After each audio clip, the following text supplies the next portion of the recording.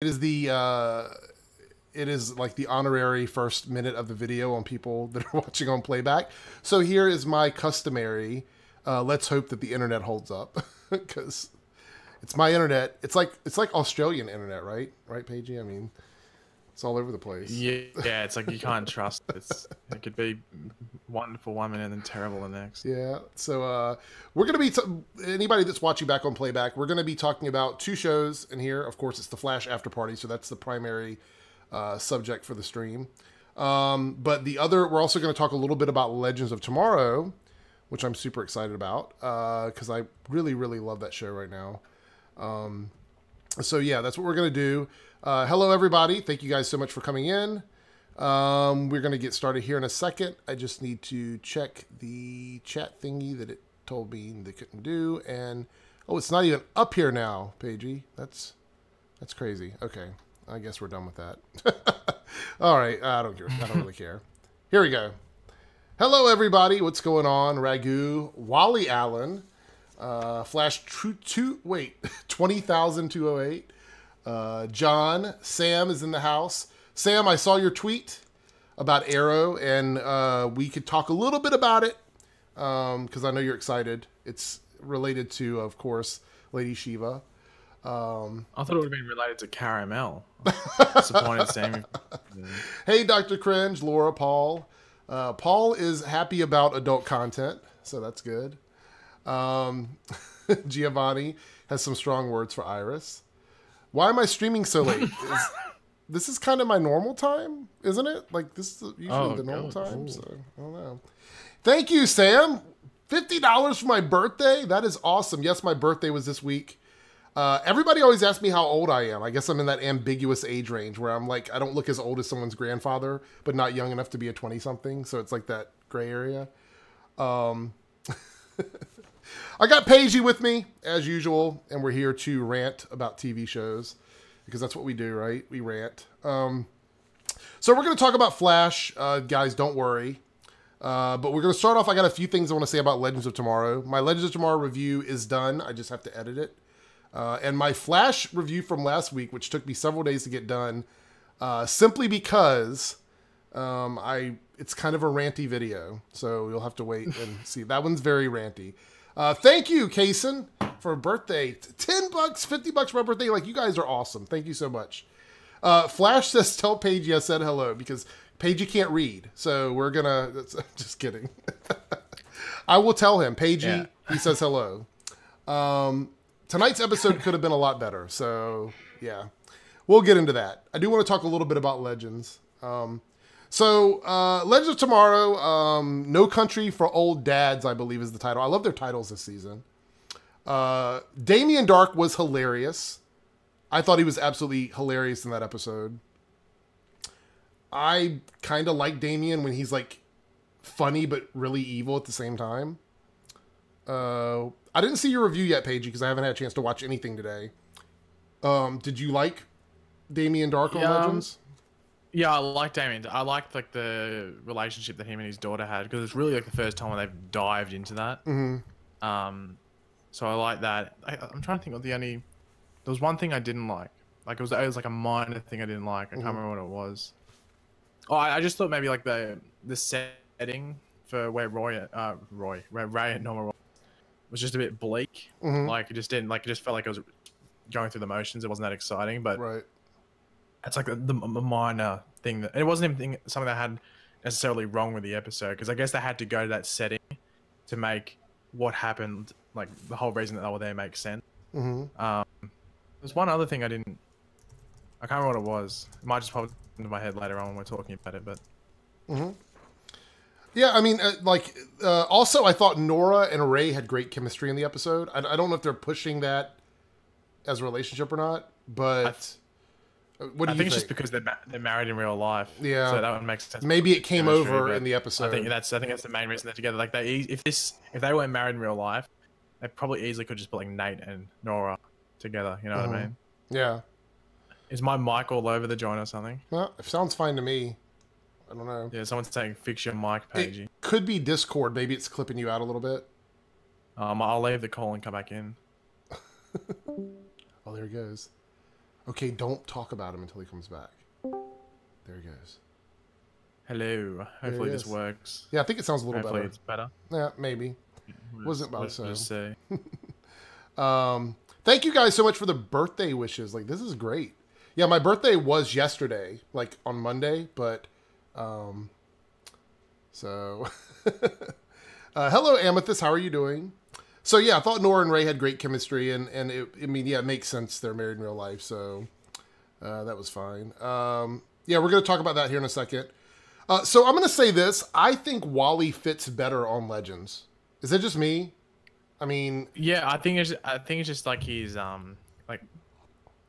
his charisma and just like how Kenan Lonsdale portrays the character just fits well on the. Yeah, he's only been on there for like you can't really, I guess, count last episode because he was with Rip the whole time, but like he just felt like he'd been a member the whole time, and which is actually surprising, seeing really the only character that Wally has interacted with before, like for more than like 2 seconds, is Nate. Giovanni says Wally fits nowhere. That's harsh, man. That's harsh. You haven't really missed anything, Braden. We've only been live for like 6 minutes, so. Will Wally get his rebirth suit? I don't know. See, the thing is, he didn't really have a lot of time with his suit on the Flash, and we know Legends doesn't. They're not big on superhero costumes. I mean, they have them, but they don't use them as much as the other shows. So yeah, like Wally will only have to use it if he's running for an extended amount of time. Yeah. Let's see. Wally is great in Legends, but wish they had brought him back for the Flash family episode tonight. Chance, I agree with you for that, but the thing is, I don't know how they would have done that. Because chronologically, I don't even know if they know where Wally is, to be honest. They haven't mentioned it. I wish they would have mentioned it. You know, I wish they would have said, by the way, Wally is doing something on his own. Because did he actually officially leave last time? I don't think did he officially leave again? I know he left that first time, but did he actually say I'm leaving again, like when he left? He said he was going to Cambodia, from what I remember. Yeah. Or something like that. He didn't say he was going to China. I'm pretty sure he said he was going to Cambodia. Yeah. I'm just surprised that, like, has Wally, like, you know, just sent Joe or Iris a text just saying, look, not going to be around for a bit. Well, it depends where he gets dropped off. I'm joining another team. I'm joining another team where I can be the only speedster, and here's a little message in case I don't come back. You know what I mean? Like, so yeah. Yeah, I mean, I know they've mentioned it, but there's not a lot of, like, on the Flash, there's not a lot of description of, like, oh, Wally's doing this or that and the other. Just, like, there's no real discussion about it. So, yeah, yes, I know he said he's not here. we established that. I'm saying I didn't remember him. We could physically see he wasn't there either. So. Yeah. No, I mean, I just couldn't remember if he actually said, I'm going to do this thing. I could not remember that. Okay, so people want to talk about Gorilla Grodd too, I guess. Grodd's back. We mentioned him and he appears. Yeah, I just don't know, like, what role he's going to, like, because he's not going to get a totem. You wouldn't think he'd get it, and, like, I don't know. Unless they were going to give him, like, the Earth Totem. They might have given him the Earth Totem, I guess. I don't... Maybe, but I don't know. You think, like, because remember Damien Dark was like, well, I wouldn't mind getting a totem, so maybe he might get the Earth Totem. I don't know. Call me really the only member there that hasn't got a totem apart from good old... I don't know how they're going to use Grodd going forward, but... Yeah. Well, somebody made a comment. Call Me Amino says, can someone answer why Rip Hunter is always looking down when he's talking? He's been doing that, I think, since the beginning of the series. You know, so it is what it is. I think the biggest mystery, though, is Director Sharp now. No longer Agent Sharp, Director Sharp. Grodd did the director wrong. Well, you know, it was a funny scene. Well, one of the theories around Sharp is that she's AI or like a robot. Oh, well, that's kind of cool. I hadn't read that one. There's an episode title, the episode 16 or something. It's called I Ava or something. So I Robot, I Ava. Yeah. So I don't know. Obviously, that could just be a funny title. Oh, that would be so weird, though, right? Like if Sarah's like dating her and they find out she's a robot, that would be. That's kind of weird. Plus, I mean, she wasn't the director of the Time Bureau, so what would the significance of that be? I mean, why would she be the one that's a robot? Just the one person? I don't know. Yeah, I don't know. I don't know what they're gonna do there. But that's I just saw that episode title and I was like, oh, well, she must be a robot then, or like something like that. Yeah. But it must be, obviously, it would line up with what Rip did, was like, oh, delete the file on blah blah blah. Mm-hmm. That's true. Anyway, it's a pretty good mystery. I'm gonna have to think about that one. It's fixing itself.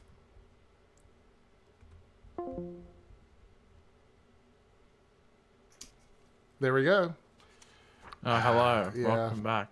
It's I don't know why it does that sometimes. Anyway, there was an awkward pause there, but I fixed it. All good. Let me tell people to refresh if they can't hear or see me. Refresh if you can't see or hear us. Okay. Anyway, so yes, it would be weird if she was a robot, right? I would be totally freaked out by that, and you know, that whole scenario would definitely be odd. Okay, so before we get into the Flash, I'm going to answer this question from Amir, who had a $10 super chat. Thank you so much, Amir. Always here to support the stream. Now that Earth 2 Black Canary is posing as Earth 1 Laurel, you think she may find something as simple as using the opposite hand for things? Earth 1 versus Earth 2, right-handed versus left-handed. So you're talking about like people within the city, right? I mean, is that what we're talking about? Maybe. It's net neutrality. Yeah, it could be. What do you think, Paigey? I mean,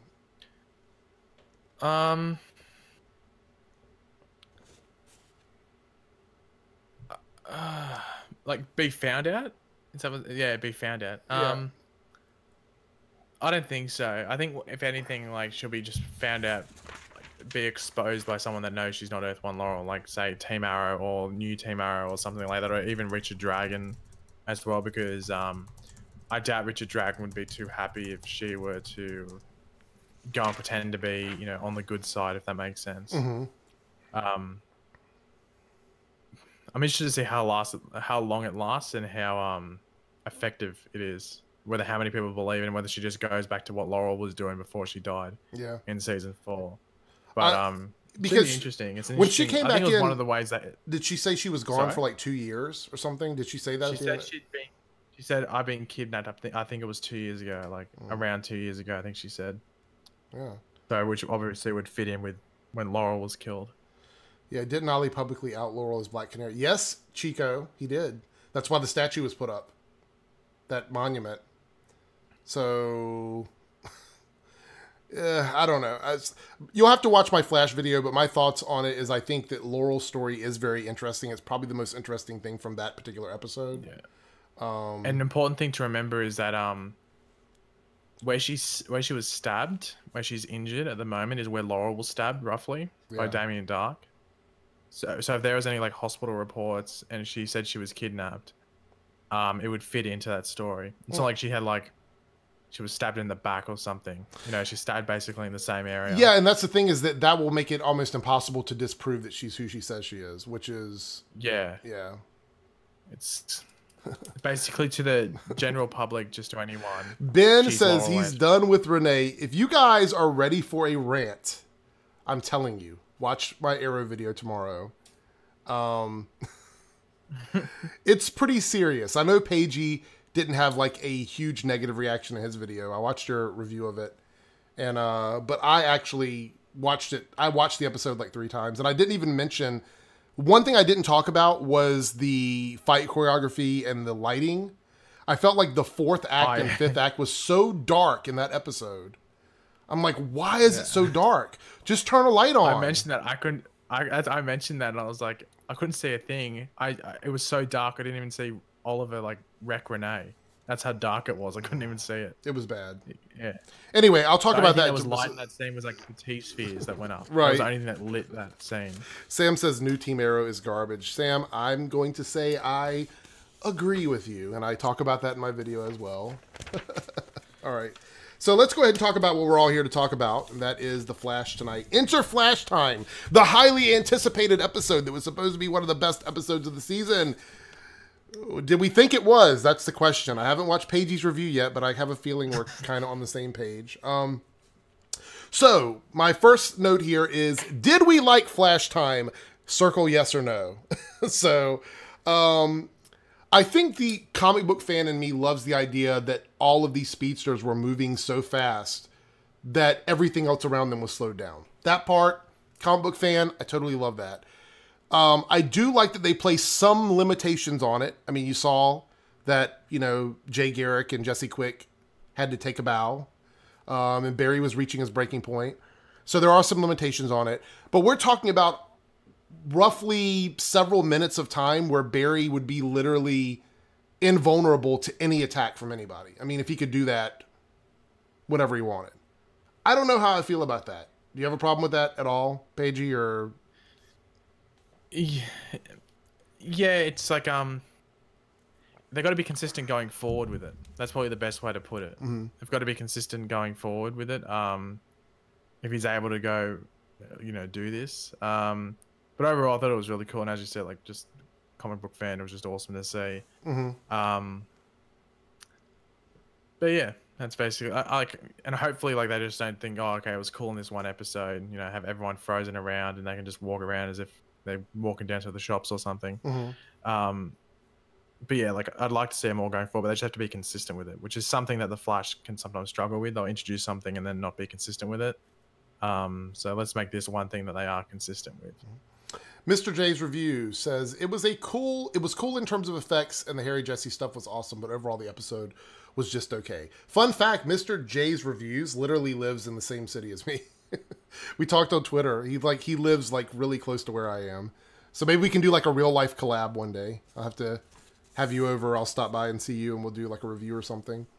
Why is Iris's lightning purple? That is spoilers. That is spoiler territory. Yeah, I agree with everything you said there. You know, in terms of Flashtime and everything. I think it's a cool ability, and it was kind of interesting that Jay didn't know about it. Did you notice that? Like, he was like, oh, you can do that? Like, he'd never seen that before, which I thought was kind of interesting. Yeah, and like, that just ties back to everything that they said going into the season. Like, Barry had all this knowledge and stuff that no other speedster had. He just has to tap into it due to all of his time in the Speed Force. So... Look, we're running out of time for this season for any more abilities to poke their head out, but we might have to wait till next season or something. Yeah. Which I don't mind. I wouldn't want them all coming out just episode after episode like a bus metahuman, but I'd like to see one more before the season ended if they have more to show. Yeah, Amethyst talks about it here, and something that Ben brings up about the whole 3-second thing or whatever. I'm just going to put this out there. I think Jesse's initial thoughts on that, like, let's just run back, you know, and do this or whatever. There was literally no way that would have changed anything in the timeline. Like, I know that he said, oh, it'll change people and blah, blah, blah. Yeah, if you go back 15 years, it'll change people. We're talking about seconds. Seconds. And there's, you know... I brought that up in my review, and I got slated for it. So many people saying, oh, did you not watch season 3? And I was like, yeah, I watched season 3, but Barry's not going back to the night his mother was killed to stop that. He's going back 3 seconds to knock that thing out of Pyrax's hand. I cannot believe to stop that from happening. And then someone was like, oh no, but that creates a time remnant. And I was like, no, you don't understand the concept of a time remnant. A time remnant is basically, for the show, a time remnant is an expendable character. Someone that goes back to essentially die. The time remnant would be like Barry running ahead in time and pulling a future version of himself back. That's how you make a time remnant. Like, so yeah, I don't think so. But I mean, I'm glad they addressed it. They addressed that. They addressed the fact that like Cisco's breaches couldn't work. They addressed, you know, the Killer Frost thing about the way her powers working. Like, they tried to address all of that. The time travel thing, I almost wish that they hadn't even said it, because I feel like if that wasn't an idea that they kind of tossed away, maybe they could have gotten away with not bringing it up at all. But the fact that they brought it up and then Barry was like, no, we can't do that. It'll make all these changes. Come on. It's like at the most 10 seconds. I mean... Yeah, and the thing is, you know what will happen next season? He'll run back in time like a year or something. He'll run back in time. He's the Flash. It's one of his powers. It's one of his coolest powers. Another thing that of course they're going to use it again. Yeah, and then another thing I don't get is... and I'm only using this as an example because it's all in the same universe, right? how is it that legends can literally go and be like numbskulls at Grateful Dead concerts and things like that, and that doesn't affect anything, but running back 3 seconds to stop a explosion would ruin the whole world? Like, I don't understand that. It's really weird. Yeah, it's just, it was almost like it was such an easy solution that I had to think of more in depth that connected to something in the past. And the thing is, at the beginning of the episode, they showed all the stuff from episode 1 where they put the sphere down, like that genetic sphere. And I was like, oh, well, that's why. I was wondering why they were showing that. I was like, what does that have to do with this episode?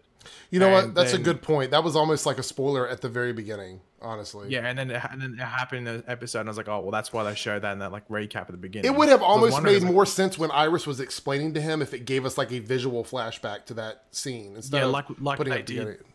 Like they did last episode with the cerebral inhibitor, and he had like a "That's So Raven" moment where he thought of Savitar saying it. Yeah, Savitar, Gary says, Savitar said the more you play with time, the more it is affected.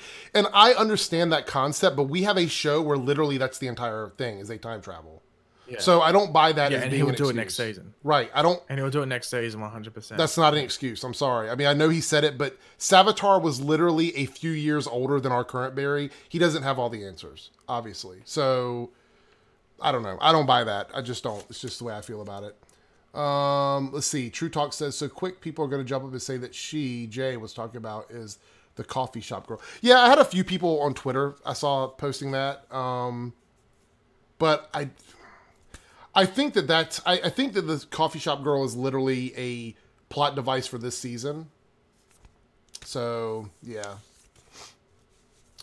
Oh, yeah, look, I think we have someone who thinks that I'm fat. Oh, I'm so sad. I've literally called myself fat before. What was I going to say? I think, and there's a lot of people saying that it's Earth 3 Iris, and I was like, what they've done this season, like not this season, throughout the show's run, is that like if someone's a doppelganger and they're going to be like a recurring character, usually it's not a doppelganger of a cast member who's like a main character. You know what I mean? Yeah. So they do it for like maybe one episode, like how we saw like Reverb and Killer Frost from Earth 2 and Earth 2 Barry and Earth 2 Iris. But if that Earth 3 Speedster is going to become like a recurring character next season or something, they wouldn't make her like Earth 3 Iris. It'll be Earth 3 Patty Spivot, Earth 3 someone, Earth 3, I don't know, whatever, female character we've had before. Right. Earth 3 Linda Park, I don't know, something like that. Real quick, I made True Talk and Chance both moderators for tonight's stream.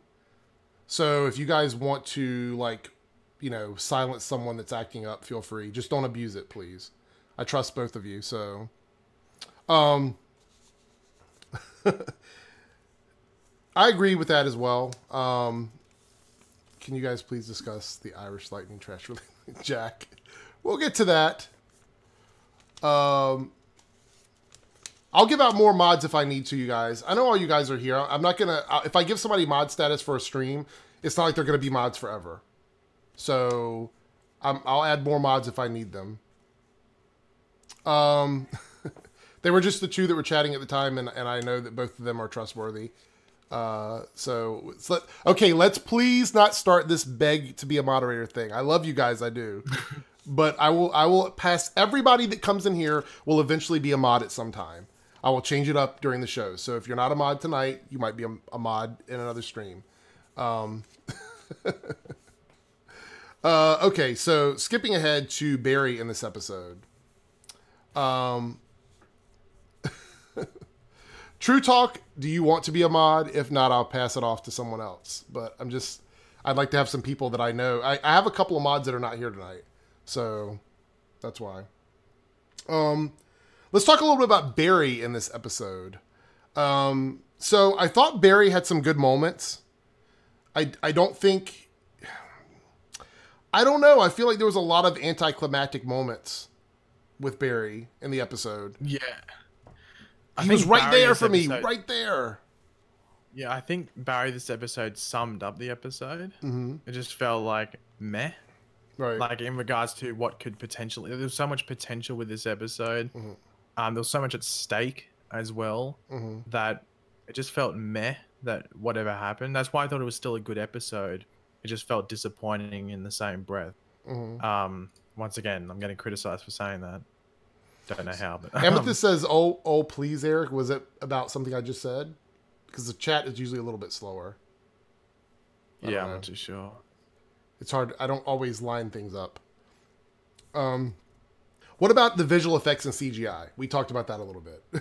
So, I thought that it was okay towards the end of the episode, but there was a couple of times where Barry's CGI was really bad tonight. Particularly the daytime shot with him running through the streets.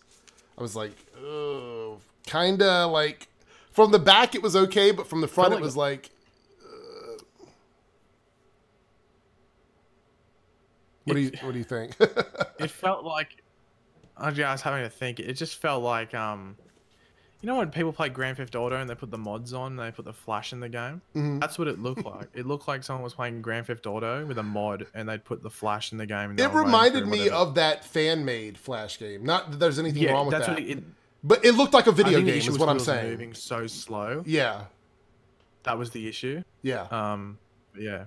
There's nothing wrong with it. Don't get me wrong. For a video, if it was a video game, I'd be like, yeah, that's pretty cool. But it was supposed to be a real person, and that was where it was like, yeah. Anyway, that was the CGI and visual effects were a little bit weird.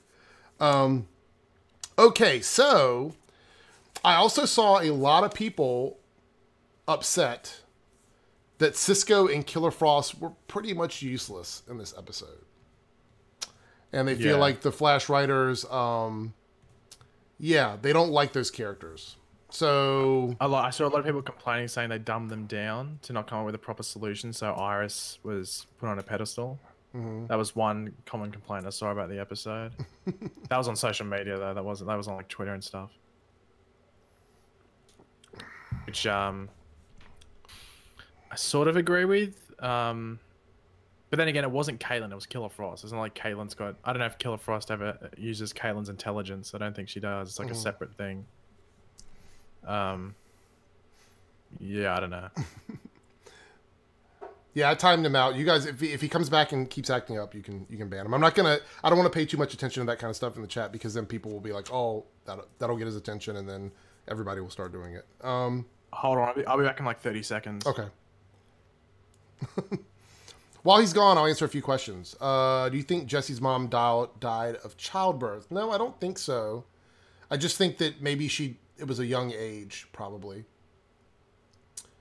Let's see. Amethyst says, I think that Barry has so much pressure on him after seeing DeVoe talk all those minds at once. He's lost right now because he feels... and I'd have to scroll up to see the rest of that. So let me see what that said.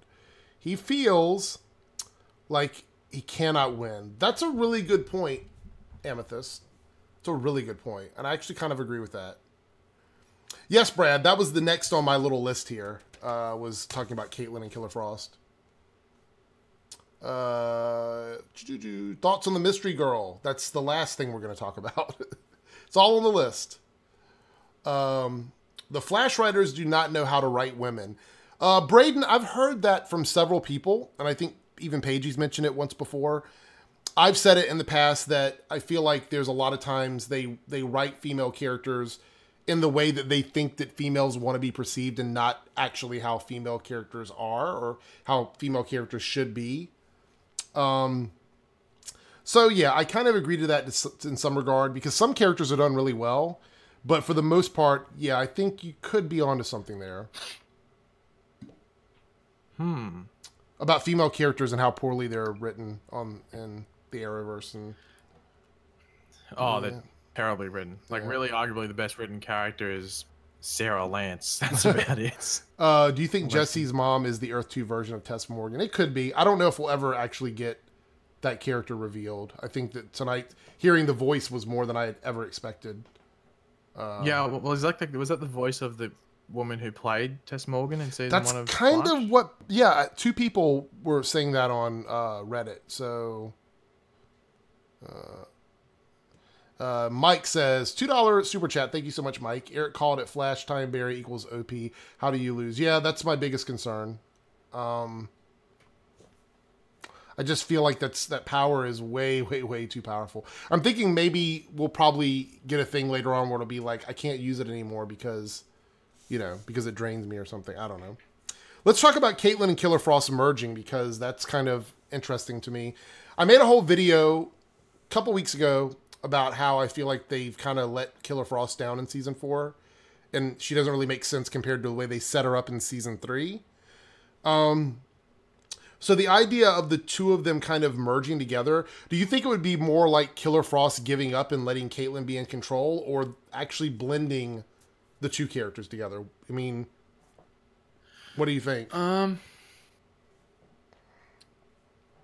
It'd probably be just blending them together, I think, and just making it like just almost Human Torch. You know, just so, you know, flame on, ice on, you know, frost on, whatever you want to call it. That's what it almost seems like it's going to be going forward. I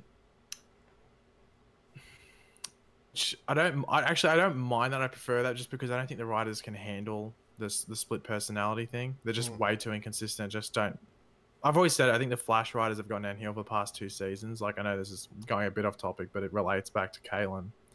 It's just not an example of the writers just really setting something up and not following through with it, and just being inconsistent with it. And not really knowing where to go with it. So honestly, just for consistency in, like, say, a long run after it happens, I think they should just probably just merge together. So just Caitlyn and Killer Frost have like the same memories and stuff like that, and basically when she goes Killer Frost, just like when Human Torch goes flame on. Yeah. That's basically it. Yeah, because Mr. J's review says, I prefer Killer Frost's attitude with confidence and confidence with Caitlyn's intelligence. That would be the perfect, that's the way it should be anyway. And I'm surprised they haven't done that. Let's see. They should have never splitted their personalities being able. Yeah, I said that anyway. In season 3, it's very clear that Caitlyn and Killer Frost are both aware of what's going on around them. And then at the end of the season, the very last episode, they go, we're something else. We're no longer, you know, Caitlyn and Killer Frost. We're something different. And then we come to season 4, and it's like, where did that go? They completely changed the character. It's like, it just feels like, I'm definitely making a video on the weekend about this, actually. Dr. Savage. This stream is opening up a lot of different doors, I must say. Yeah. Doc Savage says, do you feel that Hyrax was pretty useless? I mean, she got paid to stand there. Just a plot device. It's just a plot device. What was it called? Like Eden's Core? Was it Eden's Core? Was that what it was called? Or Eden Core's in the comics, yeah. That's her group. Yeah, I was trying to make sure that was what they actually said, because I was watching with the audio was complete. If you watch my Twitter, the audio was out of sync, so I had to watch the whole episode with subtitles. So, let's see. Let's go ahead and talk about the MVPs of this episode. And that was Tom Cavanaugh, or Harry and Jesse. I thought they both had the best scenes. I thought that Tom acted his butt off in this episode. He nailed all the emotional moments for me, especially that last scene with him and Jesse. My goodness, that was great. I've loved Tom Cavanaugh since the beginning, but this week he really went above and beyond. What do you think? Yeah, I said in my review as well that those two were the MVPs, and all their scenes were, I think, 3 scenes I think they had? Yeah, like they were 3 major scenes. Strong scenes, were the top 3 scenes of the episode, in my opinion. Just in regards to, like, the quality of them. And, like, honestly, like, really, that felt like a goodbye to Jesse Quick, almost. Because I don't know if that actress is going to be available to be on The Flash in the near future. Like, especially the rest of this season, but even next season, because I know she's scored other gigs, and I know she's in a couple of movies that are lined up, so I don't know how she's going to have time to appear on The Flash. It's almost like a, who's the other actor? I can't remember off the top of my head who I'm trying to think of. Yeah. But yeah, she's just not going to have enough time, so this could... Yeah, I know Jessie's on Legends, but she filmed that Legends episode at the exact same time she filmed this Flash episode. Maynard says, how about Caitlyn as a love interest for Harry? No, please. Oh, God. Let's not do that. No. Jesus Christ. That's sometimes the comment section just makes me laugh so hard. That's hilarious. Let's see. When is Tom Cavanaugh not the MVP of any episode? He's one of the best actors ever on the show. I agree with that, but at the beginning of the season, they were doing him dirty. He had some really bad stuff, like the first 3 or 4 episodes. He wasn't the focus. Like, he didn't really have much focus in episodes, you know? Yeah. And you can't really be the MVP if you're not going to have a real plot thing going on. People always argue with me about, like, who's better, Jesse Martin, who plays Joe, or Tom Cavanaugh? I think they're like on even playing fields. Like I think both of them have the ability to pull out those kinds of scenes.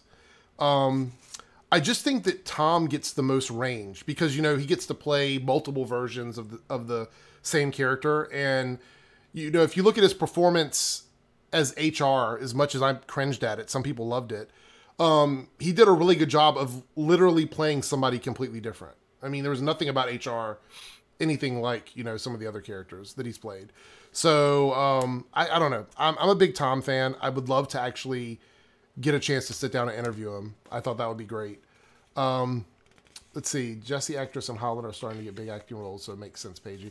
Yeah. See, that's another thing. Is another thing. I think it was Mr. J's reviews. Correct me if I'm wrong.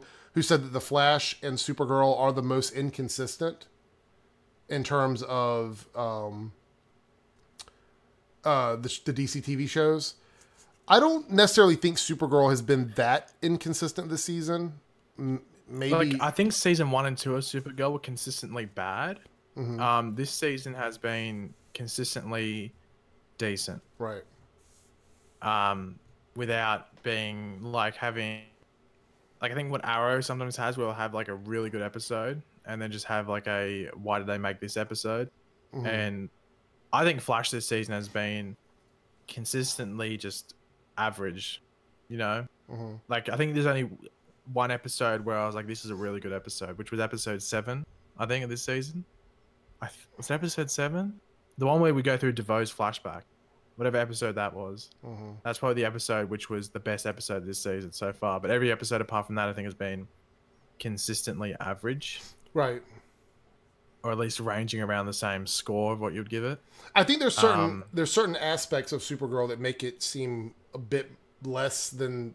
I don't know. I've kind of liked Supergirl this season. So for me, it's like, it's hard for me to criticize it too much. I'm liking Supergirl this season. I think it's mainly because of Rain. Like there is still some stuff like the James and Lena stuff, which I think Satan came up with that one. Mm-hmm. And there's another... What's the other storyline? That's just not interesting. There's another one that's just not interesting at all. But yeah, the James and Lena one is literally the devil's work. Mm-hmm. And that's, whenever that appears, it sort of makes you go like, ooh, was this a good idea? But everything apart from that, I think, has been positive for Supergirl. That's probably the biggest negative. And I don't know why they're doing it. Well, I know that you said... That's right. That's right. Mon-El. Yeah. How did I forget I was going to say, Mon-El. like, that was literally what I was going to say. You've been very critical of Mon-El, so I'm pretty sure that's one of the characters. Supergirl hasn't been on for that long that I forgot he existed. Really, the only reason I remember that Mon-El exists is because Ben uploads 20 videos a day on it. Oh, goodness. Okay, so, yeah, still going back to Tom Cavanaugh. Loved him in this episode. Okay. So, it is time to talk about the thing that has gotten Paigey in so much trouble on Twitter. Ooh. Iris West. Let's talk about Iris West. So... I'm probably going to get attacked. You can't even say that I didn't like her makeup in this episode without getting trashed by a bunch of like fans of hers for some reason. I don't know what the deal is. If Caitlyn was wearing that makeup, you wouldn't be complaining. I like Candace Patton. I've seen her at several conventions. She's a really, really, really amazing person. She's always nice to fans and things like that. But Iris West in this season, it's like the writers, for some reason, it's like they get an idea for an episode and they're like, just whatever the magical answer is, give it to Iris. Like that's literally the way it's been the whole season. Yeah. It's almost like there's a magic I have the answer button with her, and I'm not sure if what is this leading up to is what I'm trying to figure out, because I get Iris is now married to Barry and they want to have her on the show more because they want to help build up that relationship between the two of them. I understand all of that, but I feel like we need to give a little love to like Caitlyn and Cisco and some of these other characters. I feel like giving one character opposite Barry like all the answers, it's not very good for the show. I don't know. It's just like, I know why, and I'll if like people subscribe to my channel, I'm gonna go more in depth on like why this happened in my like in season 3 in my video. Mm-hmm. But I think what happened is like, because you know how Iris was such a focus last season, Mm-hmm. you know, because the whole thing was centered around her dying, because she ended up being the main focus really of this season. I think the writers were scared to back down from that and diminish and lessen her role. So what they did is that they put her in the central or the center of Team Flash. I think that's what that do you think it's do you think it was one of those things where it's like they're sitting down in front of like you know, their storyboard for the season and they're trying to find places for all the characters and they literally were like, what can we do with Iris that would give her a large amount of screen time every episode but make sense to them, you know? And I kind of feel like that's what's happened. I think it's what, they just had to match what she had last season. I think that's basically what it was. But look, going into next season, like, it's obvious what the solution is. Like, it's my way to fix it, and it doesn't diminish the characters. It's not offensive to the actors that portray them, because it's basically like we're progressing these characters and putting them in situations where they work for the longevity of the show. Because really, if these characters work, the show works. And at the moment, these parts of the Flash don't work because characters aren't in spots where they're meant to be. So what they should do is next season, it's OG season 1 Flash, really. Cisco, Caitlin, and you have Wells there if he wants to be there. But, you know, it's mainly Cisco, Caitlin, and Barry. That's like your core Team Flash. And then Harry's your side man. He's like the coach. Right. He doesn't have to be there all the time. He's not on the field with you, but he's there if you need some help. Is it weird for me to say that I loved Iris as not being part of the team because she was the one character that sort of connected everybody to the outside world? Because she took you out. She took you out of Team Flash. Yeah, there's no outside world now. Even if it was just going to Jitters or going to Central City News, whatever it's called, it just, you know, it connected you to Central. She was Central City. That's basically the best way to put it. Joe connected you to basically the crimes at hand, so you could connect, you know, Barry going to stop them, or more knowledge about them. Right. But Iris connected you to Central City. That's probably the best way to put it. Right. So next season, as I said, Cisco, Caitlin, Barry, that's your Team Flash with Harry popping in and out. Iris reporting storyline. It's the most obvious answer, but it's the one that needs to happen. And Joe shouldn't be in Team Flash as much either, because it doesn't make sense how he can be on Team Flash so much, but then still be a detective, like a lead detective. This was the first episode where he was doing his job. Right. And he was on the line, you know, having that shootout, and he wasn't in Team Flash. So usually an episode starts, Joe's in Team Flash, and then he goes, okay, I got to go. And he'll go to a crime scene or somewhere like that. But he'll start off in in Star Labs, might I say. So many people want it. Will the writers listen, or the producers? I don't know. It's really concerning if they continue down this, because Iris doesn't work in Team Flash. The only people that like Iris in Star Labs and Team Flash, I think, are the West Allen supporters, and that's about it. I don't think that anyone's that's not a part of that group, as we'll call them on Twitter. Well, I mean, I agree with you, and I think that I always get hate for this. I love Iris. I think Iris is awesome, you know, as a character. I think the writers... liked Iris in season 1 and 2. Yeah, I liked her in season 1 and 2. Even season 3, I liked her. Just as it went further, I just dipped off a bit and wasn't the biggest fan. Yeah, I mean, I feel like the one thing I really loved about her was how she had that connection outside of Star Labs. And I whenever I say that, people assume that means I don't want her to be as involved with the show, and that's not the case at all. I love the amount of involvement that Iris has. I just feel like they put her in a position, I don't know where that outside time went. We literally are in Star Labs nonstop every single episode. We never, you might get 5 minutes at Jitters at the end of an episode, but there is no outside life. And even Iris said that tonight, and to Barry in tonight's episode, about them not doing anything else. They've lived inside of Star Labs. And I can't believe I'm saying this because of the fact that, you know, I'm always saying I love it when they do superhero stuff, but it's the balance is all out of whack on the show right now. And I'm not really sure what's going on with that. It's going to be interesting to see where they take Iris from here. Cause it's just, wow. I don't know. It's so strange to me. All right. Yeah, like Do you want to add more to that? Carmenator just wrote it. Oh yeah, Carmenator just wrote into the chat. Iris is becoming the new Felicity, which I think she basically is. She's becoming basically.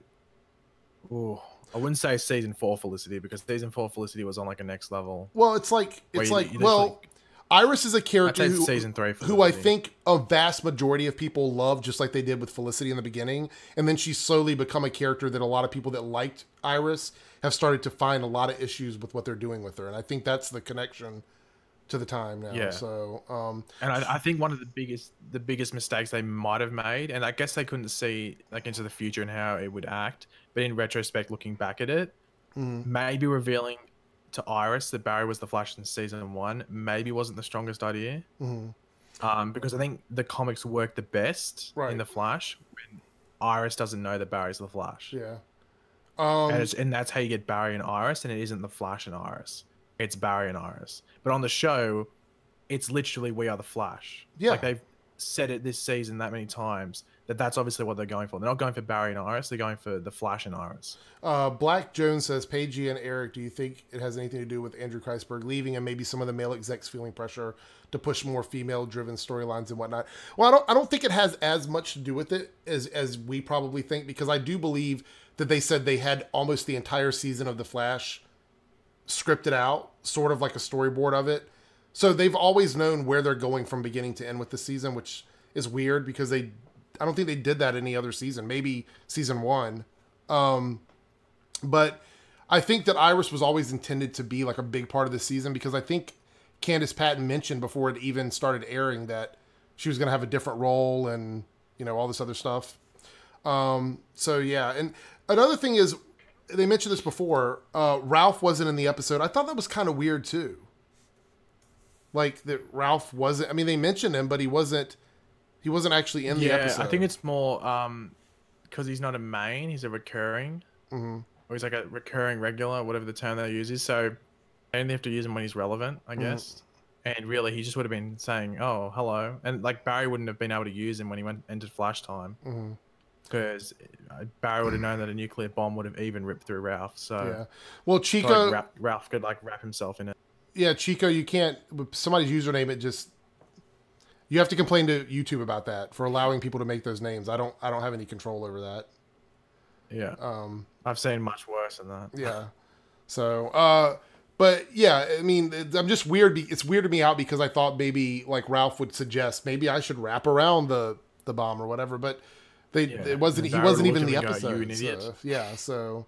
Okay, well, they did, like, as Gary did say, that he's moved into the basement, but that was like their excuse for him not being in the episode. Because if they wouldn't have mentioned him at all, people would have been like, well, where was Ralph at? So that's kind of why they did that. It would have been like Julian Albert last season where he just wouldn't be in an episode. So Arrow already had an episode this season where Oliver got to play Overwatch and Felicity was doing field work. Now we get to see Barry do that. Yay. Just what we want. Yeah, I mean, that's a preview for next week's episode. I can tell you right now, this is just my prediction. Whether next week's episode is good or not, any criticism you give that episode is going to be looked at as you hating Iris West. So, yeah. I mean, that's the way it's going to be. Next week's episode is going to be just an average. You can tell it's just going to be like the thing I'm looking forward to the most is their explanation as to how Iris has purple lightning. Because it doesn't make sense. Like I know why they're doing it, so it's different. You could sort of tell that they're going to give it purple lighting from the earlier reveals that they did. It had like purple backgrounds, and I think even they gave it a purple writing or something, or purple writing. Right. So there was a hint that they were going to give it purple lightning. Still doesn't make sense. So hopefully they explain the lightning. I don't know. Jack says next week is filler. Well, this week was kind of filler. It looks more purple. It looks more purple than Accelerated Man's as well. It almost looks like a. You know, like artificial grape? Yeah. It looks like artificial grape light. Like it's not even purple lighting; it's artificial grape lighting. Well, and I also think that Accelerated Man's was more like a neon purple, like almost like something you would see on a neon light in a nightclub or something. Yeah. Who should be the team leader? Cisco. He has powers too now. Yeah, Chance. It's tough. I don't really know, but I feel like Iris has become qualified over time now because she's just been there so much. But the idea of making her team leader in the first place was a little strange. It's hard to argue that she doesn't have experience now because she's been team leader for the better part of a year and some change. Half So, a year. Yeah. Whenever Barry left, I guess. Yeah. But Can we at talk? the beginning, like that, at the beginning, you could criticize the hell out of it because it didn't make sense. Yeah. But at this stage, you can't really argue that point. Like at the moment, you just have to let that one go. Brody says, can we talk about the coffee shop girl? That is the last thing on my notes here. So yes, we can talk about that. So at the end, we get the scene with Tom, or I keep calling him by his real name, with Harry and Caitlin, where they're having a cup of coffee at Jitters. And of course, and people get mad about this, quote unquote, Dawn Allen. Yeah. I don't like calling her Mystery Girl. I think that's, I don't know. I have a problem with that. Shows up and bumps into them and says she's meeting someone there. And, you know, they say, oh, well, I hope that the meeting goes well, after she has this awkward little joke with them. And then she goes, yes, it just did, or something like that. In regards to Caitlin and Killer Frost. And she gives like this weird grimace. I don't know how I feel about that right now. Like, I don't know how I feel about the idea that they're trying to make her seem somewhat evil with that statement. I mean, I don't know how we're supposed to take that, because it was very weird. Yeah, it's almost, and it's a bit inconsistent, because why didn't they show her doing that like the last time when she interacted with with Ralph and Cisco? Like she was smiling the whole time and then wrote into her notebook. Why didn't she give like a look like that? Yeah. Unless she's given orders or something between that time and this time. Yeah.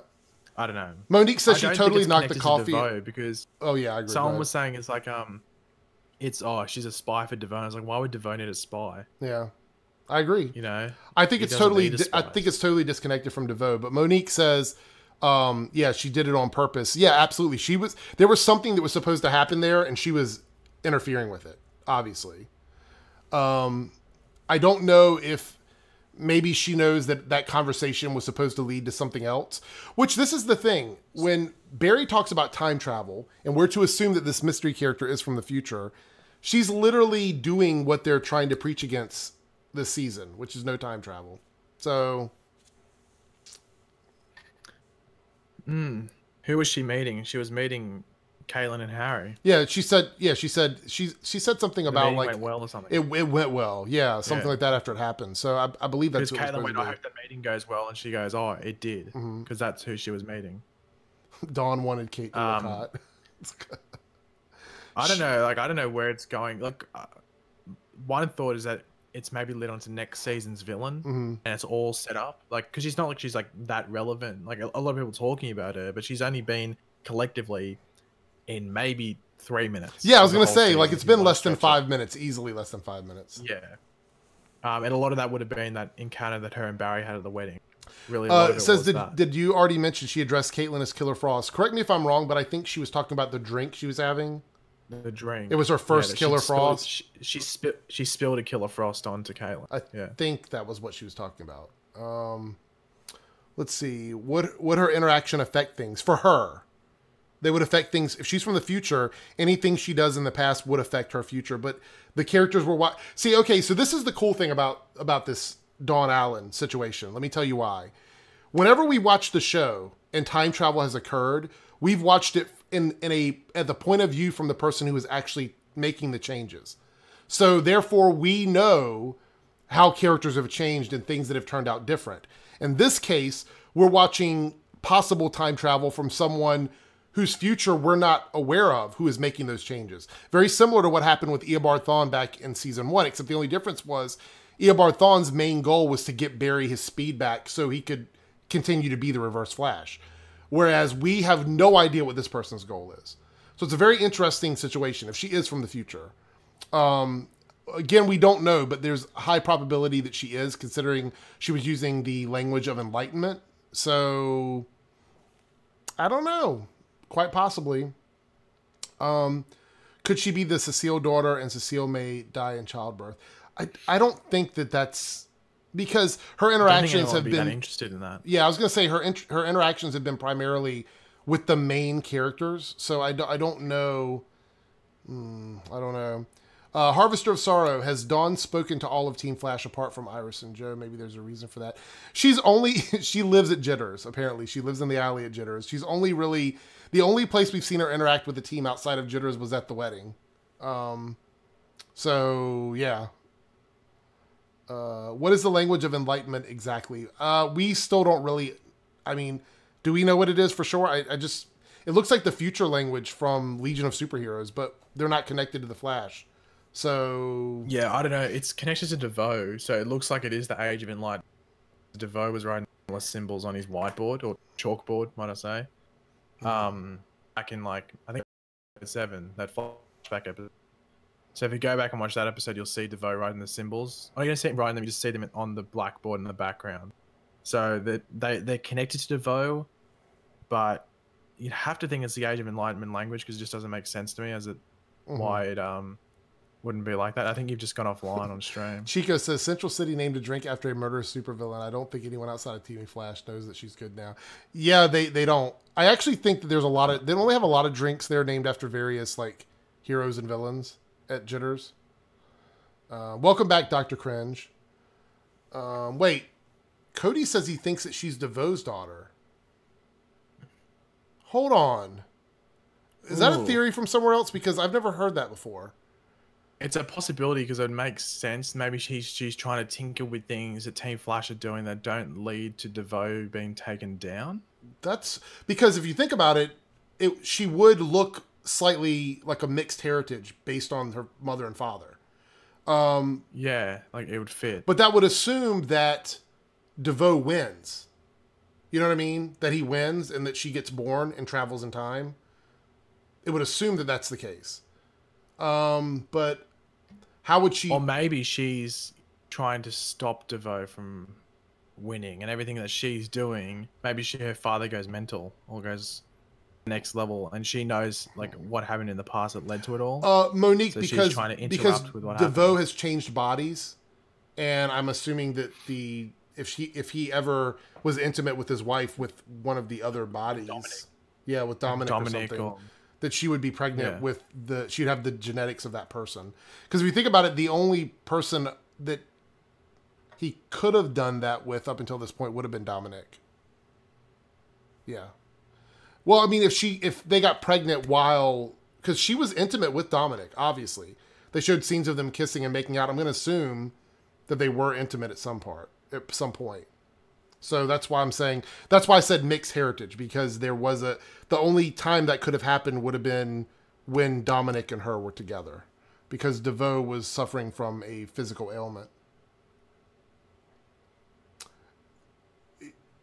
Wait, we aren't getting another Black Bus meta? Have we confirmed all of the metas now? Do we know who all of them are? There's one, yeah, it's a female. It's a black female meta who's null, who can control. Well, yeah, but I mean, there's more than her though, right? There's Null, Melting Pot for next episode, who's Asian. And there is probably Folded Man.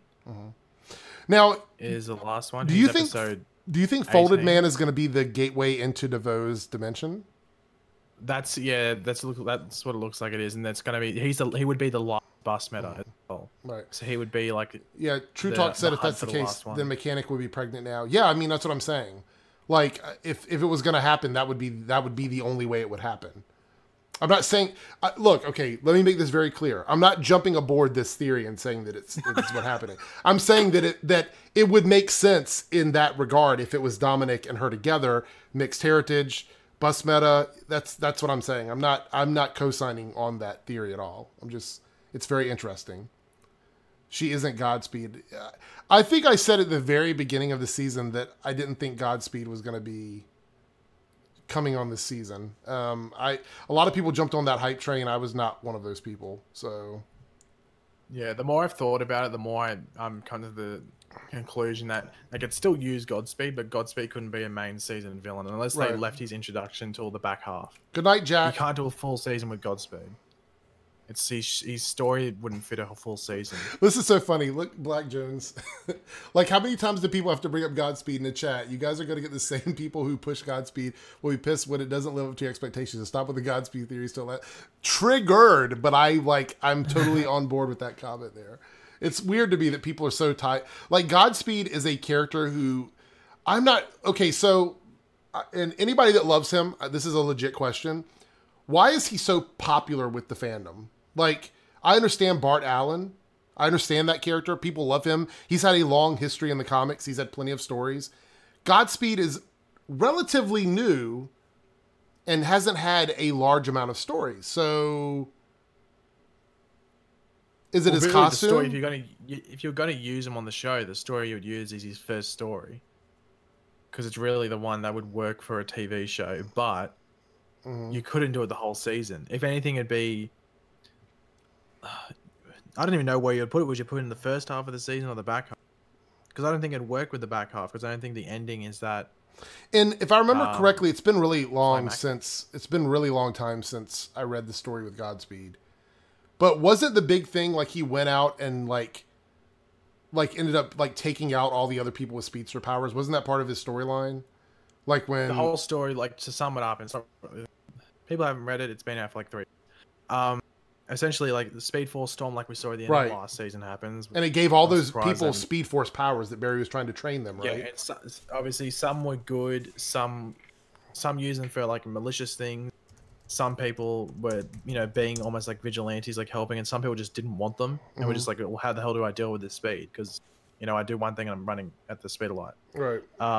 So it's basically Star Labs takes all the speedsters in. And August Hart is Godspeed, and he learns. Yeah, right. After essentially his story is that his brother was murdered. Right. And he's Spoiler alert. Barry's partner. he's Barry's partner at the Central City Police Department. Yeah, I remember all that. It's all coming back to me now. Yeah. Yeah. Okay. Yeah. But then he becomes Godspeed to find his. He gets like obsessive with taking speed, becomes Godspeed, but is so set on finding his brother's murderer. And he ends up thinking that he did it. He thinks he's won. Ends up finding that he gets like a god complex. Essentially, that's the best way to put it. Yeah. Hence Godspeed. But at the end of it, he ends up doing it for all the reasons, because he finds out that the guy he was looking out for the whole time that he thought killed his brother, and he ended up killing him in a pretty gruesome way. The comics doesn't actually show him how gruesome it is. On the show, I don't think they'd actually be able to do it, because it's actually really messed up how he does it. Yeah. He actually ends up finding they didn't kill the guy he killed wasn't his brother's murderer. Like, he had an alibi. But do you remember how he kills the guy in the comic? I don't remember that. He like picks him up by the leg and runs him around at his speed, so basically like slowly tears off his skin and burns him alive. Oh, okay. That sounds pleasant. Yeah, I don't really remember that. Because I don't even think I finished reading the story, to be completely honest. I know I started with it because I remember once they revealed who it was, I kind of lost interest in it, I guess. You could see it early on who it was, like, because it was I think if you watch the show, you could pick it straight away who it was. Like maybe a couple of issues in, maybe by 3rd issue, you knew who it was. Barry White 149 says, "Why didn't anybody mention time travel in this episode?" They kind of did, and Barry just shot it down. Jesse brought it up, and Barry shut it down without proper reasoning either. Oh, we can't go back 3 seconds. It will change everyone. 3 seconds. Flashpoint 2.0. 5 seconds ago. Yeah. I'd love to see how much people would change from going back 5 seconds. Cisco has like dreads. Iris is Killer Frost. Oh, it would be ridiculous.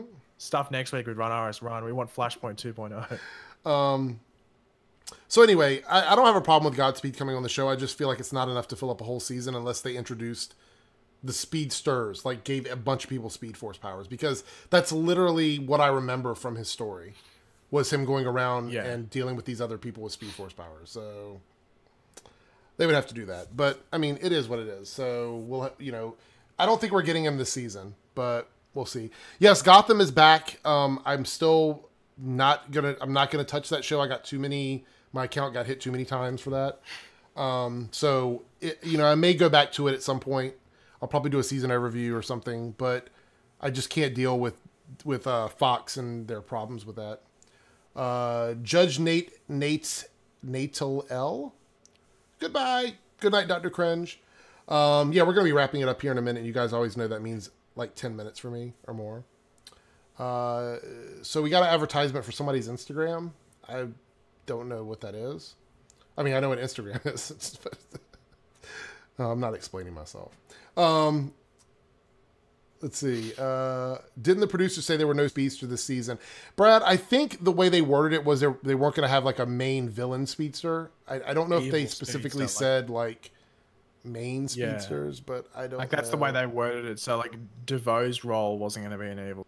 So they're basically telling people, look, it's going to be a non-speedster main big bad villain. So they could still do Godspeed. They could still set up someone at the end of the season for next, because next season is going to be a speedster villain or someone incorporated with speed, because they need to go back to that. Brad, not actually reviewing Agents of S.H.I.E.L.D. I do like a weekly video about something that happened on the episode, and I will be talking about like 2 things from this week's episode before Friday. So it's still coming up. I just haven't had a chance to write all my notes out for it. Who's excited for LC this summer? Are you referring to Luke Cage? Is that what the LC stands for?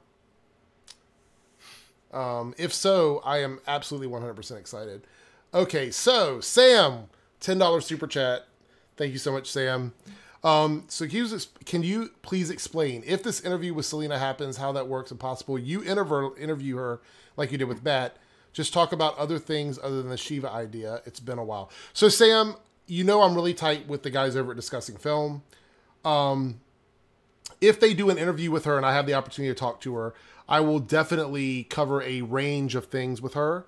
But Lady Shiva is in the cards, so do not worry. And you will be the first to know. You will be the absolute first to know. But yeah, I hope that happens. I think that would be a fun interview.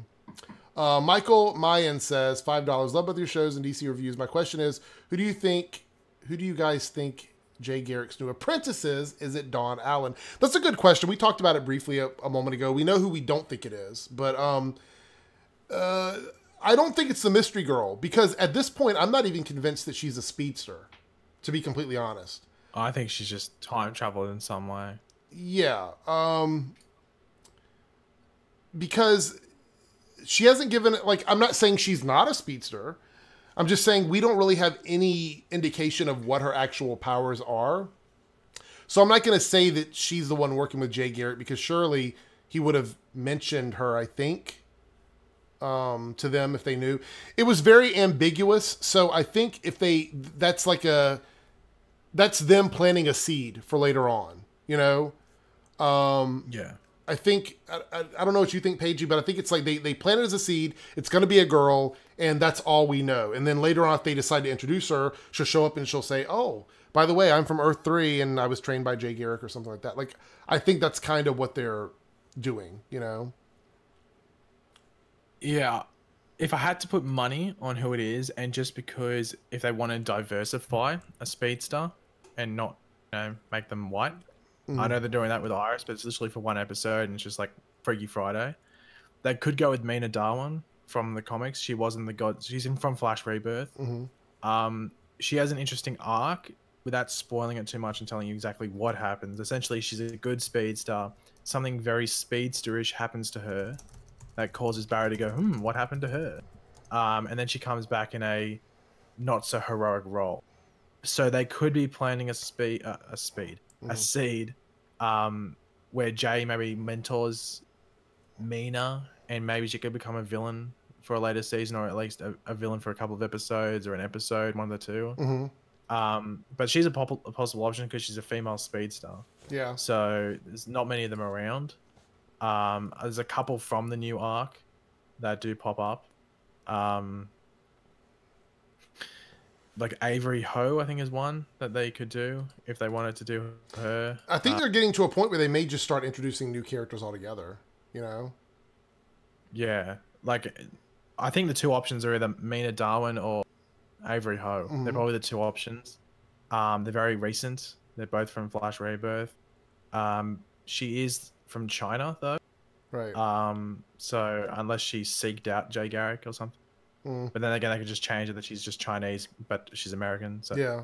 I don't know. I have to wait and see. But those are probably the best 2 options. True Talk mentioned something about her. She says maybe she has a totem stone like on Legends, or a tombstone like on Legends. Yeah, I mean, the thing is, we know so little about her. I think that's why everybody's so excited about her. Because to be completely honest, if she wasn't even in the episode, it wouldn't affect the episode. So it's like she's very, very, very mysterious. Let's see. Nick Turncoat says, Eric, would you rather be a meta or a Batman archetype? I'd rather be a meta. I'm not a big fan of like I have a bunch of money becoming a ninja kind of thing. Like, that's not really my thing. It sounds like a cool idea, you know. Obviously, it's worked for a lot of characters, but I would love to be a meta, just not one with any weird like game break. Like I wouldn't want to be Hazard because that's got to be like the greatest and worst power to absolutely have. Do you think Jay's apprentice could be Max (parentheses Maxine Mercury, a gender swap Max Mercury? They could very well do that. Gender swap villains all the time, so why not do it with the speedster? Yeah. Obviously, the speedsters are written back in the day where just males dominated the comics, so they could easily just... That's an easy one to swap as well.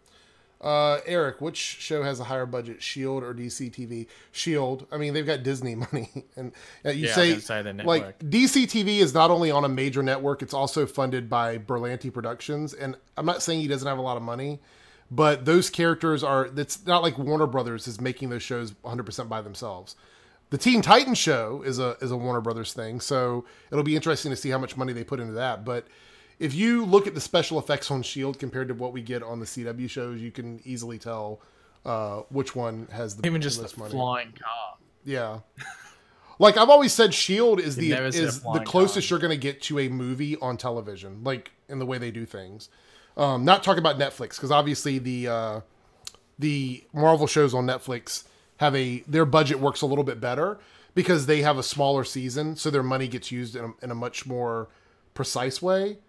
I think the CW shows, I think the 23 episode seasons don't always help. So let's talk about something completely off the wall here really quick, because I want to mention it to you and see what you think about this. But we talk about like, filler episodes, and people seem to think it's a bad thing or whatever. But if you look at shows like Supernatural has the same amount of episodes as the Arrowverse shows do. But the way they do it is they do like one episode of story, one episode of filler. One episode of story, one episode of filler. Maybe 2 episodes of story, 1 episode of filler. So like every second or third episode of Supernatural is a 100% filler episode. That's how they do their entire season. So literally you could cut half of their season out and get the whole story in that amount of episodes without ever touching any of the filler episodes. And I feel like the Arrowverse shows are kind of heading in that direction. Like, I don't know if I'd rather have like a 17 episode season like Legends, or do we need the 23 episodes? I was just about to say that with Legends. Legends is probably the only show this season where there's been 1 filler episode. I can only think of 1 that wasn't relevant to the plot. Like you could miss out on it and you can continue watching. Even saying that 1 would be a stretch in my opinion. I honestly think narrowing it down to that amount of episodes a season, like 17, 18, 19 at the most, would be the smartest option. I wouldn't want anything less than that, just because I think you'd be cramming a lot of stuff in. Like, I like episodes to breathe and not have every episode have like them trying to squash in as much information as possible. Right. The issue is that then I've seen people bring it up as well, and I do agree with it, especially like I can't remember who it was, like just some media people were talking about it. And it's just like, well, yeah, that's fine. You have those 17 episodes, but then you have that massive break that the CW needs to fill in with other stuff. Right. And I was like, yeah, it just allows them to make more money while saving money. Yeah. See, Amethyst says that's what keeps the fans coming back for 13 seasons. You're talking about Supernatural? I absolutely agree. Their formula works for them. I'm not knocking them at all. I'm talking about in relation to the DC TV shows, the Arrowverse shows. Because Supernatural's budget is much less than the Arrowverse shows in the big scheme of things. And also their cast. Like, really, it's 2 main dudes and there's recurring characters. Yeah, so, I mean, that's just my take on it. If you look at the Netflix shows, and I'm not talking about Marvel shows in general. I mean, I'm not talking about just the Marvel shows. Netflix shows, Hulu shows, they run shorter seasons because they pick a story arc and then they run through that story arc in like 10 to 13 episodes. And I feel like that's a really good number.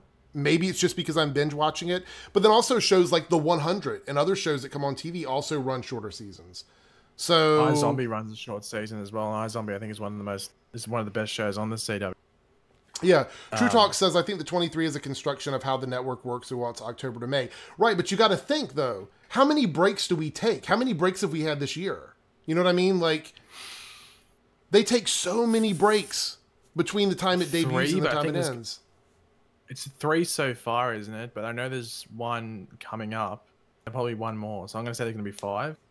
Obviously, there's that one big one, but then you have about 4 other like 2-week breaks. Somebody So was in asking. total, you have about Go ahead. about like 13 weeks break if you put it all together throughout the season's run. Yeah. Secret Agent Man said Legends of Tomorrow has 17 episodes for the season. That's better pacing than 23 episodes. I agree with that. It has 18. It has 18. Oh, it has 18 this year? Yeah, but I was throwing out 17 because I do believe last season. Yeah. Like that rough estimate. Yeah. Oh my gosh. The Flash says, tell Paige I said hi. He struggles at reading. Oh my gosh. Let's see. Somebody asked about Magenta. I don't know what happened to Magenta. But Magenta would be a good character to bring back because of the way her personality worked. It was somewhat similar to Killer Frost. Except that's the way it was introduced to be. That's how it was from the beginning. It wasn't like it just happened, you know. Part of the series problem is they keep changing their time slot. Are you talking about Supernatural? Supernatural, I think, has done good in just about every time slot it's been in. Let's see. Or you might have been talking about Arrow. If that's the case, I agree with you.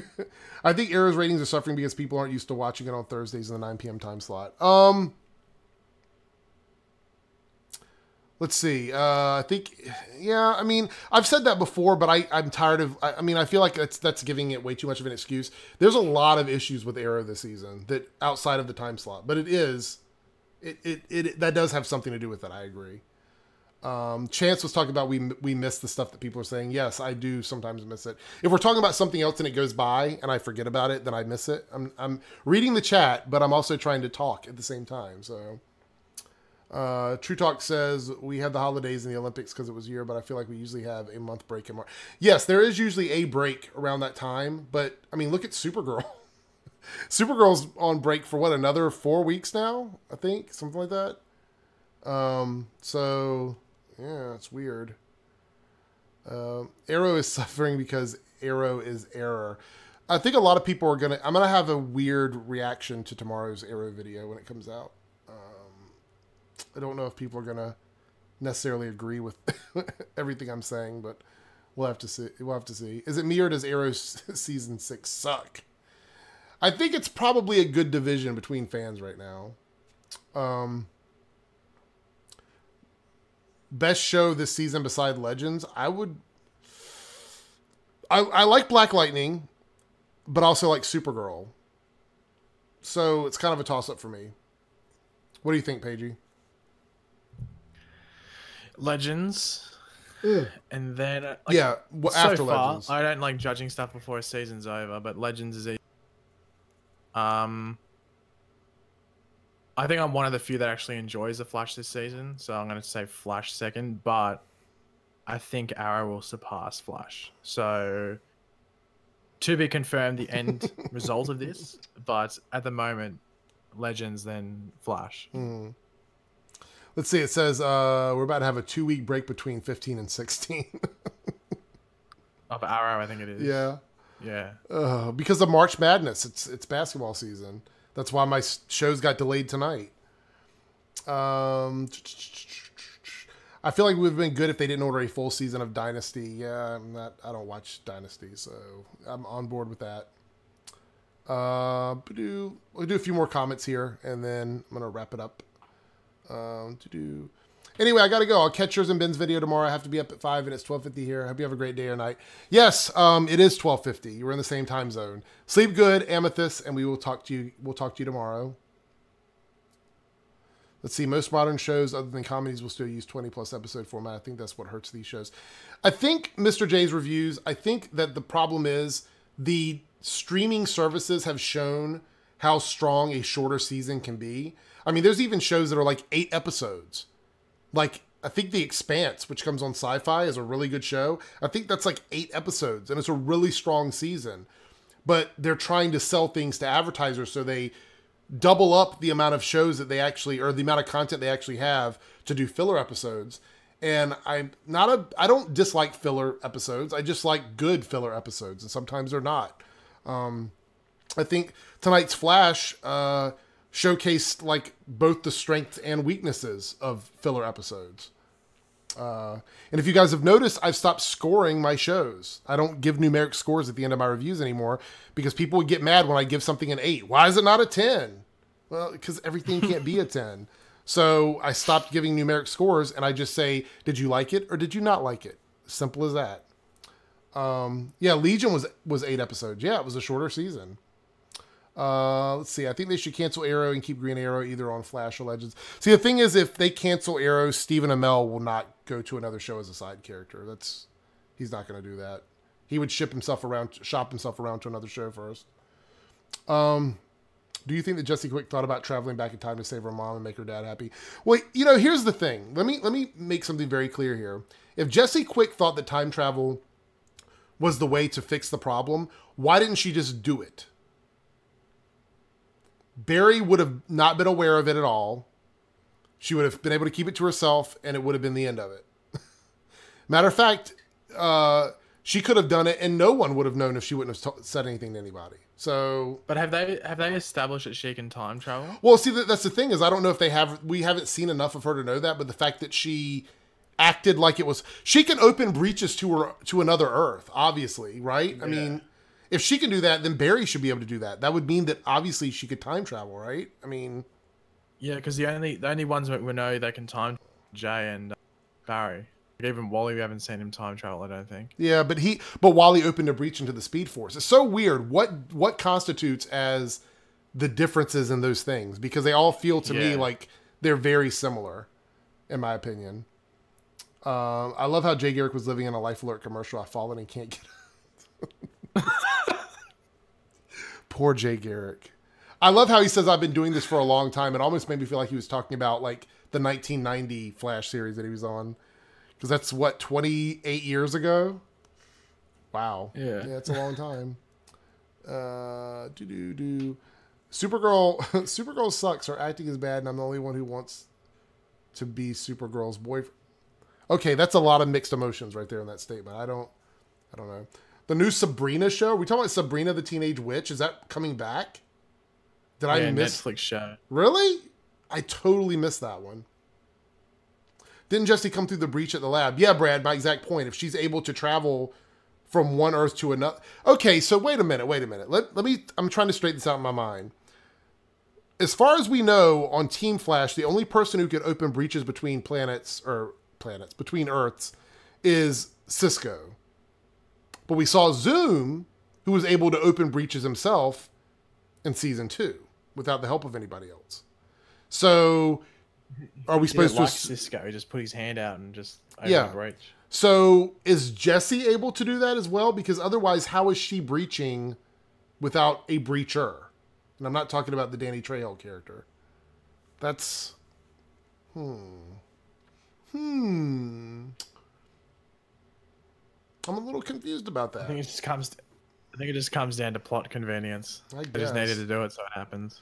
Somebody says, explain Magenta, please. Well, Magenta is... Oh, God.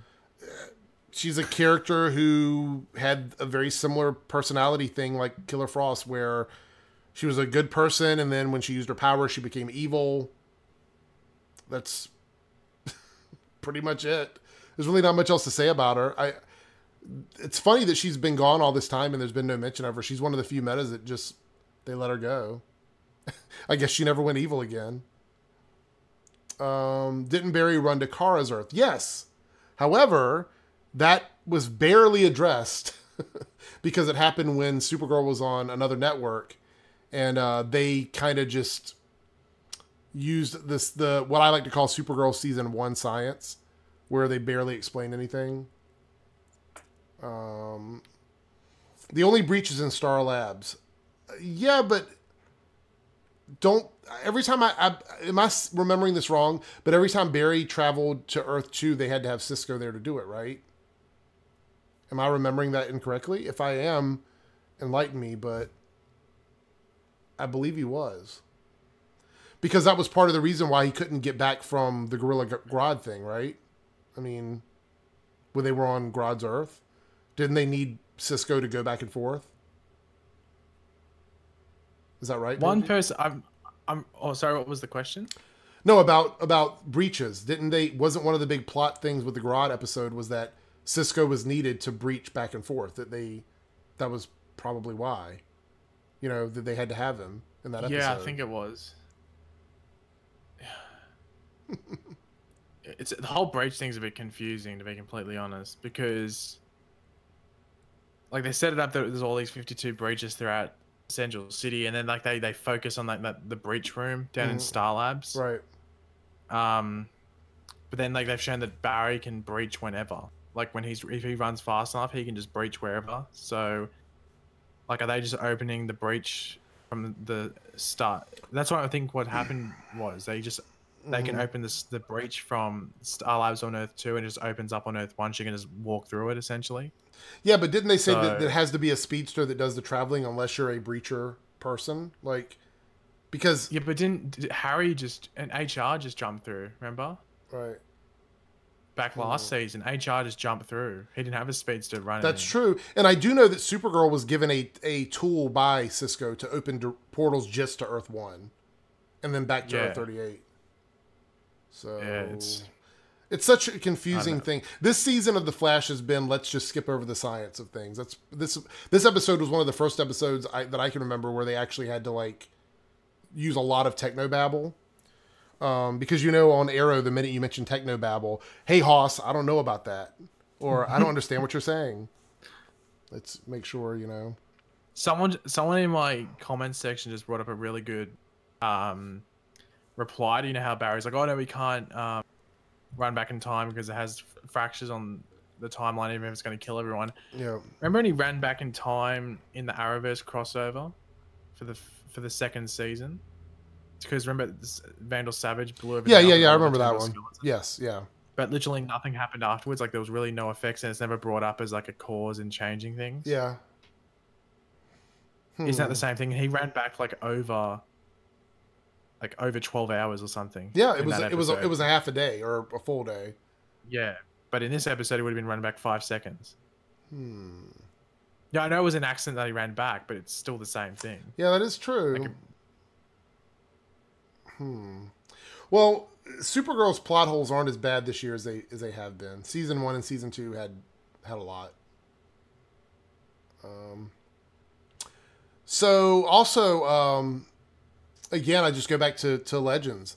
Legends is a show that deals with time travel every week, and you don't see repercussions when they go. Like the joke tonight or last night was they went to a Grateful Dead concert and took Jerry Garcia's glasses, and Wally's like, oh, we can't do that, and he's like, oh, but we allow that kind of stuff here. It's like, yeah, I get that they made that distinction in that episode, but then for Barry to use that as the definitive reason why they shouldn't do it, it was just a couple of seconds. So I still don't know about that. I don't know how I feel about that one. All right, we'll do a couple more questions, and then, like I said, the 1 hour and 30-minute mark is the very farthest I will go. Don't they have a breach room in Star Labs? They can just open it without. Oh, Amethyst is still here. I thought you were. I thought you were going to bed. I'm pretty sure because Jesse's come through without a breacher before, as Jay and others. Yeah. So that's the thing, is I'm just trying to figure out what the rule is with that, because it just seems to be arbitrary, and I like solid things, like when it comes to like stories and stuff. I don't like things left up in the air. So that's just my own personal feelings about it. Even when Barry ran back for the tidal wave in Season 1, nothing happened. Miguel's bringing that up. That's old school. Season 1. It's going way back. Can someone explain why Jay and Jesse froze like everyone else? Barry, because they Barry White. Let me rephrase that. They exited Flashtime. Yeah, they stopped running. I also thought it was kind of okay. So you want me to get, how nitpicky do you guys want me to get? Do you want me to get super nitpicky? Because I can get super nitpicky. So when they were in Flashtime, we're to believe that they were literally just vibrating or moving fast enough that everything else around them was slowed down, right? That's what we're looking at. Why is it that we actually saw them running? Like when they would speed off to do something, because they were already moving at super speed.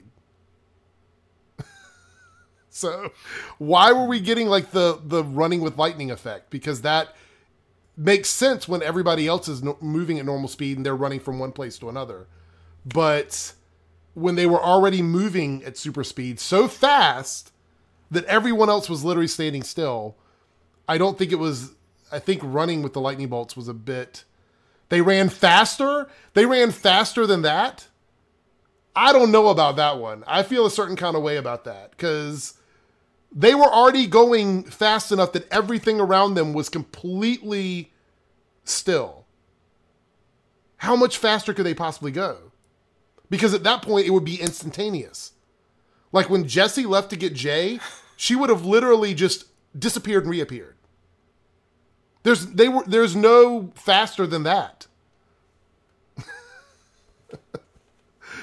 I'm super triggered by this. I don't know. That's just me being more nitpicky. I understand for TV they did it for special effect, but I'm just saying. Right, Monique says it would be lame if they were running without lightning, and that we'll agree on that one. I agree with you on that. Flashtime was technically the shortest episode ever aired on television. Yeah, it was like what, 8 minutes and 43 seconds? Was that the full time of the episode? Yeah, I guess then you got to include the jitters scene, but yeah. So 9 minutes and 30 seconds. We'll do a rough estimate there. yeah. Just like they wrapped up the trial of the Flash in the stupidest way from what I heard, checking Real DeVoe's body at the morgue was all they needed to screw up to. Oh, my goodness. Dr. Cringe is back. Godspeed, Eric. I don't know if you're asking for Godspeed the character or if you're saying goodbye again. So, here's the thing. We talk about the DeVoe and the trial of the Flash. That whole thing about Barry sticking to his guns about getting out of jail the right way, and they literally do it the wrong way, and he still seems to be okay with it. I don't know if that's if that counts, because having Ralph pretend to be DeVoe literally is not legal. So he kept saying he didn't want to get out of there under false pretenses. Then he did. So that was my biggest issue with that.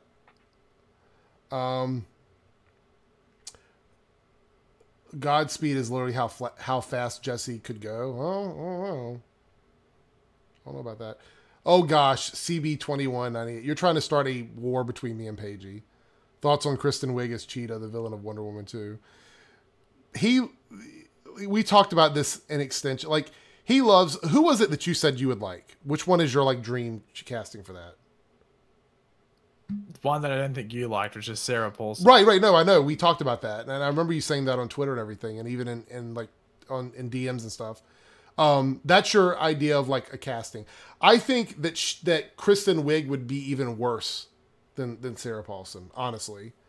But I don't know if you could really please me on that character simply because there's all kinds of, like, mock-up artwork of every actress under the sun playing that character. So I don't know. We'll have to see how it goes. I just don't think he wanted to be on the run. Yeah, true talk. I get that, but at the same time, the minute they find out that he was, if they prove that Barry basically tricked them into letting him out, that's basically the same thing. So I don't know. I'm just not on board with that. Emily Blunt is Cheetah. I don't know. Sam, okay, we're going to end on this one, right? We're going to end on this. Let's talk about this. Sammy says, why is Iris's lightning purple? We talked about this a minute ago. They want to do it for effect. I hope that they address why it is purple, simply because I think all of us fans want them to do that. I don't think they are, though. Do you think they are, Paige? Do you think they're going to address that? Are you there? Did Paige step away? Am I alone? I think I'm all alone. I'm all alone. I'm all alone. Paige has left the building. It's quiet. Oh my goodness. Iris is purple lightning. No, I don't think we're going to see it. I don't think we'll get an explanation for it. If we do, I will be thoroughly happy. I'm back. I heard you like yelling. I just had to go get something. No, I knew you were. No, we were talking about her purple lightning. I don't know if we're going to get an explanation for it or if it's just going to be a different color. Well, it matters. Like, I don't think it's not going to make sense no matter how they explain it. I don't think. But it's probably just going to be down to maybe DNA change. That maybe because she. It could explain the accelerated man a bit, maybe because she's maybe not a natural speedster and she got the powers through elsewhere. Maybe that's why her lightning's purple, which could explain maybe something to do with the accelerated man. Maybe he's like, he got his powers like through another means than maybe like we've seen with speedsters. My Snapchat is DJ Eric. Like, it's very easy to find me, Amethyst. Just look up DJ Eric, no spaces, just like my Twitter. Pagey has failed the stream. I don't. Pagey, did you fail the stream? I don't know. Was it because I went away? I have no idea. Anyway, we're going to head out, you guys. I got to make my video review for tonight's episode of Black Lightning and tonight's episode of Flash. And my Arrow review is going to go up first thing in the morning. Thank you guys so much for coming in. I really appreciate it. Sorry I couldn't answer all the questions. Thank you, True Talk and Chance, for modding tonight. I kind of just threw that on you guys. So I'll pick some other people. You don't do Twitter. Okay, so here's how it is spelled. That is my Snapchat. Just like that. If you look it up, that's me. All right. Anyway, good night, guys. We will talk to you guys later on. And we will be here on Thursday, which I think will be kind of cool. Yeah, that's pretty much it. Pagey. Farewell, everyone. We are the Flash. Remember that? We are the Flash. Absolutely. All right. Run, Iris, run. See ya.